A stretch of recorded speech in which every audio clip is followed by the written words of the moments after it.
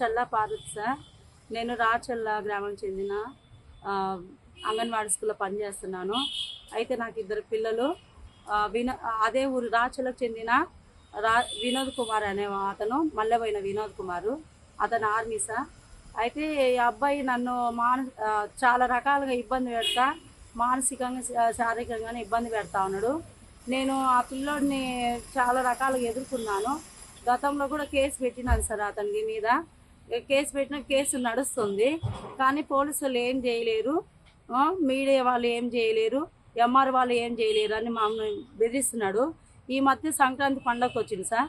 వచ్చిన నుంచి కేసు రాసేవమని చెప్పేసి నన్ను రోజు బూతులు తిడతా ఉన్నాడు. దారిలో వస్తా పోతా మనుషులు లేనప్పుడు నన్ను తిట్టడము, నన్ను పట్టుకోవడానికి పట్టుకున్నాడు సార్. పట్టుకొని నేను అతని తిడతా ఉంటే అతను మళ్ళీ మాట మారుస్తున్నాడు సార్. మార్చి ఇతను ఎంఆర్ఓ వాళ్ళకు నేను చెప్పి వచ్చినాను, సార్లకు, నువ్వు ఉద్యోగం ఎట్లా చేస్తావు అని చెప్తున్నాడు. అయితే నాకు ఇద్దరు పిల్లలు సార్. ఇద్దరు పిల్లలు చదువుకుంటున్నారు. నేను ఈ పిల్లోడి వల్ల మానసికంగా నేను కూడా కృంగిపోతా, ఉద్యోగం కూడా సరిగ్గా చేసుకోలేకపోతున్నాను సార్. ఈ పిల్లలు చదివించుకోవాలని కూడా నేను అసలు చాలా ఒత్తిడికి గురవుతున్నాను సార్. ఈ పిల్లని ఎట్లయినా ఈ ఒత్తిడి నాకు తగ్గించండి సార్. ఏమంటే వాళ్ళు నాకు, నువ్వు కేసు పెట్టినా కూడా ఏం కాదు, కేసు ఏమవుతుంది అని మాట్లాడుతున్నాడు, తిడుతున్నాడు. ఆ పిల్లోడు మళ్ళీ ఇంటి దగ్గరికి వచ్చేసి న్యూసెన్స్ చేస్తున్నాడు. నేను స్కూల్ దగ్గరికి పోతుంటే లోకల్లో తిరుగుతున్నాడు, నా ఉద్యోగం తీసేపిస్తా అంటున్నాడు. మా సూపర్వైజర్కి ఫోన్ చేసి నా మీద బ్యాడ్ ప్రచారం చేస్తున్నాడు. ఎస్ఐ గారికి నేను కంప్లైంట్ ఇచ్చినాను సార్. సార్ ఇతను వచ్చి వినోద్ కుమార్ వచ్చి మళ్ళీ నన్ను వల్గర్గా మాట్లాడుతున్నాడు, నాకు ఫోటోలు తీస్తున్నాడు, చంపేస్తాను బెదిరిస్తున్నాడు అని నేను మళ్ళీ కేసు కూడా మళ్ళీ రెండోసారి పెట్టడం జరిగింది సార్.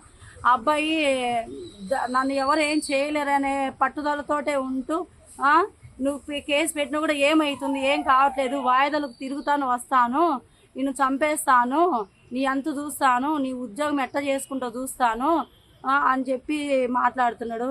నేను ఈ విషయం ఎంఆర్ఓ గారికి చెప్పినాను, ఎండిఓ గారికి చెప్పినాను, ఎస్ఐ గారికి చెప్పినాను, ఊళ్ళో కొంతమంది పెద్ద మనుషులు చెప్పినాను, మా అమ్మకు కూడా చెప్పినాను సార్. అతని వల్ల నాకు మానసిక పరిస్థితి ఇబ్బంది అవుతుంది. అయితే అతని వల్ల నాకు ప్రాణహాని కూడా ఉంది సార్. ఏమన్నా అంటే ఆ పిల్లోడు రాత్రిలో 10 గంటల 12 గంటలకు వచ్చేది, అక్కడ తిరిగిపోతా ఉన్నాడు.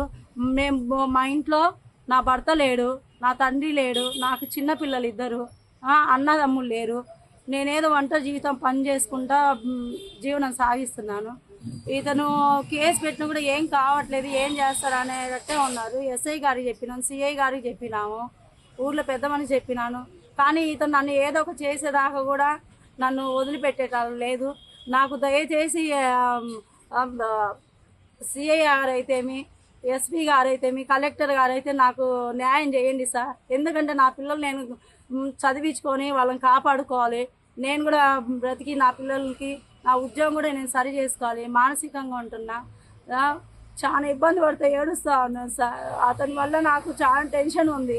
వాళ్ళ అమ్మలు కూడా వాళ్ళ కొడుకే సపోర్ట్ చేసుకుంటారు, సాటి ఆడపిల్లని కూడా చూడట్లేదు సార్.